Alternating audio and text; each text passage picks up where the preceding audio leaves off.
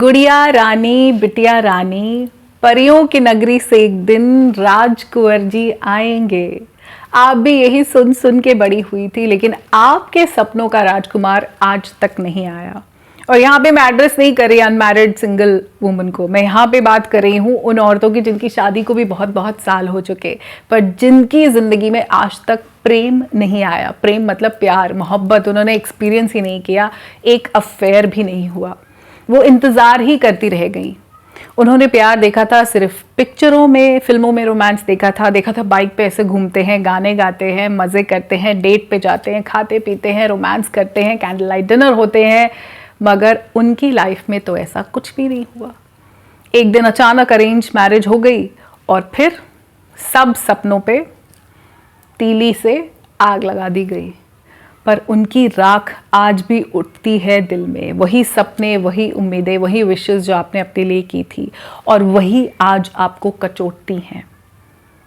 ऐसे टॉपिक्स आपको YouTube पे तो कहीं नहीं मिलने वाले, क्योंकि इस बारे में तो कोई बात ही नहीं करता। हम फेमिनिज्म की बात करते हैं, हम कहते हैं माई बॉडी माई रूल्स, मुझे बिल्कुल ब्रा ही पहन के घूमना है। भाई तुम घूम लो, वो भी नहीं पहनो, तुम्हारी विश है। बट ये बातें तो कोई नहीं कर रहा, ये रियल बातें कोई नहीं कर रहा कि असली में प्रॉब्लम क्या है। प्रॉब्लम यह है कि बहुत सारी औरतों ने लव को एक्सपीरियंस ही नहीं किया और उन पे जिम्मेदारियों का ढेर लगता चला गया। वो कब माँ बन गई उन्हें पता ही नहीं चला। और वो माँ सिर्फ अपने बच्चों की नहीं, पूरे खानदान की बन गई। वो सास ससुर को भी संभालती हैं, वो अपने पति की भी माँ ही है, उनके भी उसी तरह से काम करने हैं। उनकी जिंदगी में जिम्मेदारी बस माँ वाली हो गई। उनको खुशी नहीं है, मजे नहीं आ रहे, जिंदगी बोझ लगने लग गई है, कुछ भी अच्छा नहीं लगता। आज इसी बारे में बात करते हैं कि आपकी जो खुशी की तलाश आज भी जारी है और आपको लग रहा है कि आपने उस प्यार को एक्सपीरियंस नहीं किया, तो सबसे पहले मैं आपको ये कहना चाहती हूँ कि मैं ये दर्द समझ सकती हूँ और ये बहुत बड़ी प्रॉब्लम है। हमारे समाज में जब लड़कियां बड़ी हो रही होती तो उनको ना शादी के लिए प्रिपेयर करना शुरू कर देते हैं कि तुम्हारी शादी होनी है तो ये काम सीख लो, डिग्रियां भी कुछ ले लो, MA भी कर लो, क्योंकि शादी होगी तो अच्छा रिश्ता मिल जाएगा। थोड़ा वजन घटा लो क्योंकि शादी करनी है तुम्हारी, थोड़ा ये भी सीख लो, तुम्हारी शादी शादी शादी शादी। तो लड़कियों को ऐसा लगता है उनकी ज़िंदगी का मकसद बस शादी है, और शादी के बाद बड़े फूल खिलेंगे, गुलशन गुलशन हो जाएगा उनकी ज़िंदगी में। चारों तरफ एकदम ऐसे हवाएं चलने लगेगी, पत्ते सरसराने लगेंगे, मोहब्बतों का मौसम आ जाएगा। लेकिन जब उनकी रियलिटी में शादी होती है तो उनको लगता है अरे कि तो कुछ भी नहीं है, मैं कहाँ फंस गई।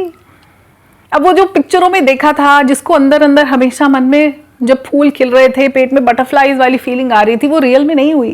क्योंकि कुछ लोगों के घर का माहौल बड़ा स्ट्रिक्ट होता है, उन लड़कियों को अलाउड ही नहीं है कि वो रिलेशनशिप्स में हो, लड़कों के फ़ोन नहीं आते, उनके लड़के दोस्त नहीं हो सकते, बहुत कॉमन है।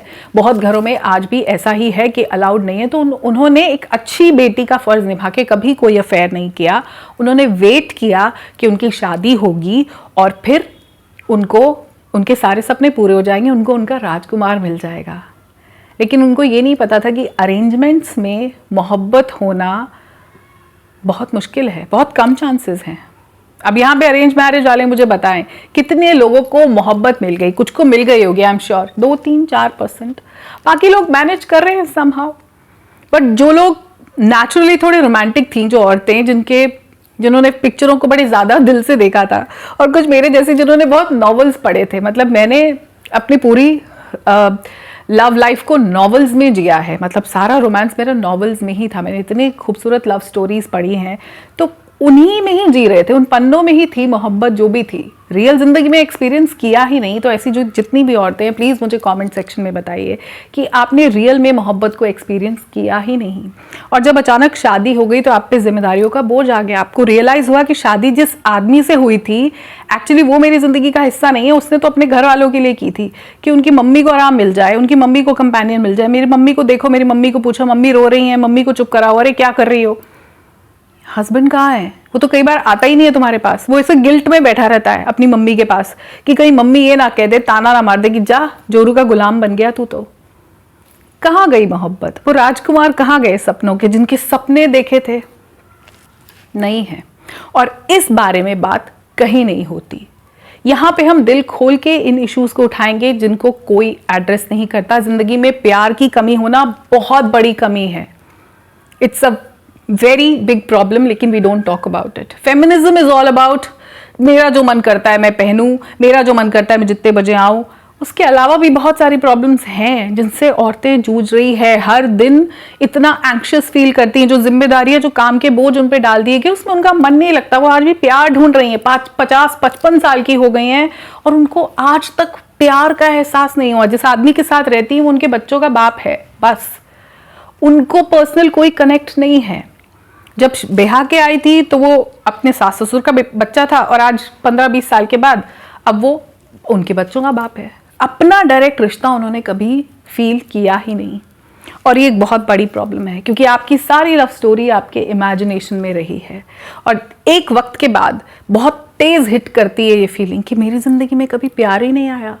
शायद कोई वन साइडेड ऐसी फीलिंग, कोई इन्फैक्चुएशन आपने भी महसूस किया हो स्कूल में, कॉलेज में, किसी अड़ोसी पड़ोसी के लिए आप कह नहीं पाई, आप सही वक्त का इंतजार कर रही थी और अचानक शादी हो गई। तो हाँ, प्रॉब्लम तो बहुत बड़ी है और एक एज के बाद ये पॉसिबल भी नहीं होता कि आप अपने समाज के दायरों से बाहर जाके एक्स्ट्रा मैरिटल कर लो। ये सबके लिए थोड़ी है, सब लोग थोड़ी एक्स्ट्रा मैरिटल अफेयर करते हैं। लेकिन अभी भी जब भी आप टीवी में कोई ऐसी मूवी देखते हो, कुछ रोमांस आप लोगों को देखते हो, लोगों की लव स्टोरीज देखते हो, आपके दिल में एक बार ज़रूर हुक उठती है कि काश मेरी भी ज़िंदगी में कोई आया होता, किसी ने मेरे भी बालों को प्यार से सहलाया होता, जब मैं रो रही थी तो कोई मेरे आंसू पोंछ के मुझे गले से लगा लेता। क्योंकि आज तो आप अकेली रोती हो, बाथरूम में जाके रोती हो, आपको कोई चुप भी कराने नहीं आया आज तक। जब तुम रो रही हो तो वो तुम्हारी प्रॉब्लम है, तुम चिड़चिड़ी हो, तुम हो ही ऐसी, तुम पहले से ही ऐसी थी। तुम्हें तो कभी किसी ने प्यार से ये भी नहीं कहा कि इधर आओ और एक हग करके चुप ही करा दिया हो ना। तकिए भिगोए हैं तुमने रात भर। बहुत दुख है, बहुत तकलीफें हैं, क्या करें।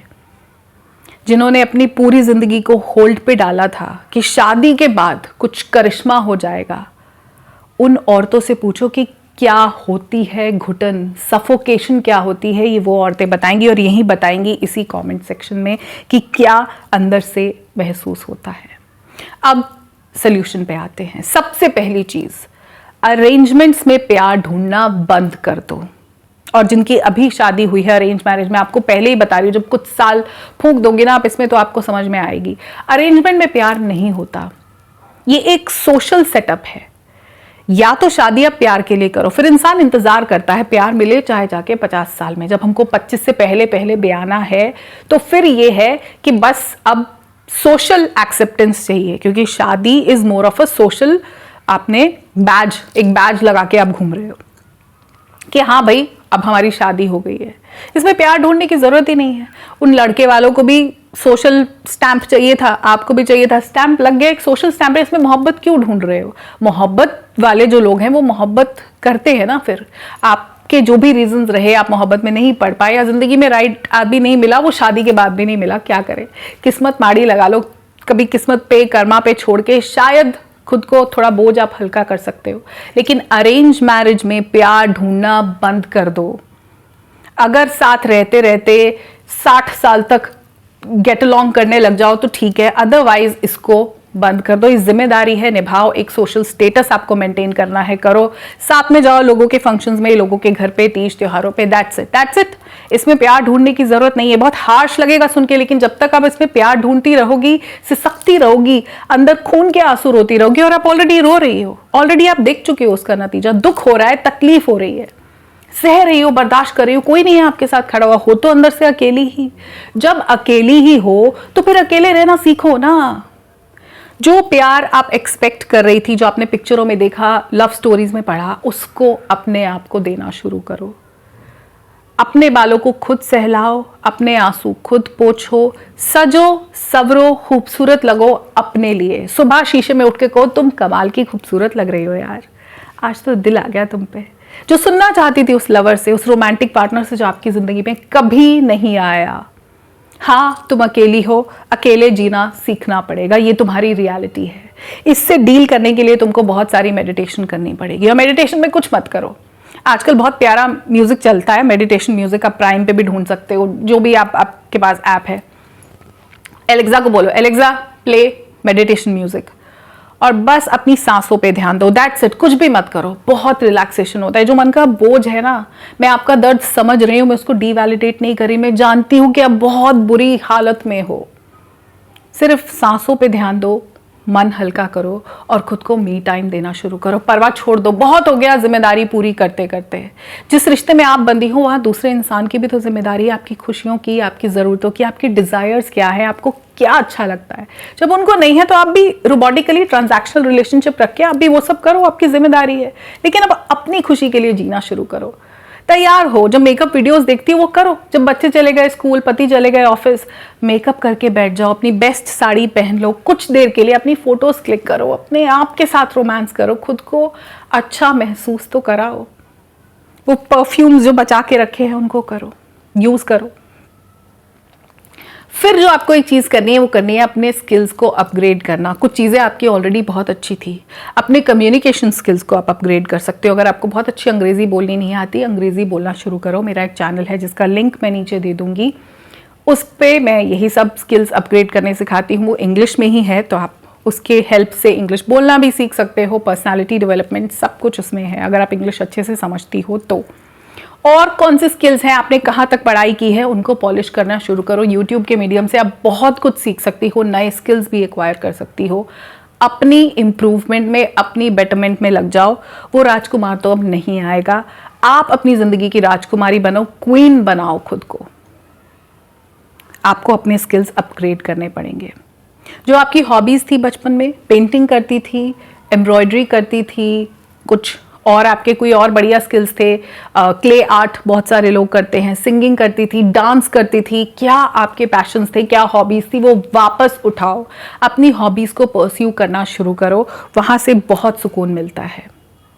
और एक बहुत ज़रूरी चीज़ जो आपको करनी है वो है जर्नलिंग।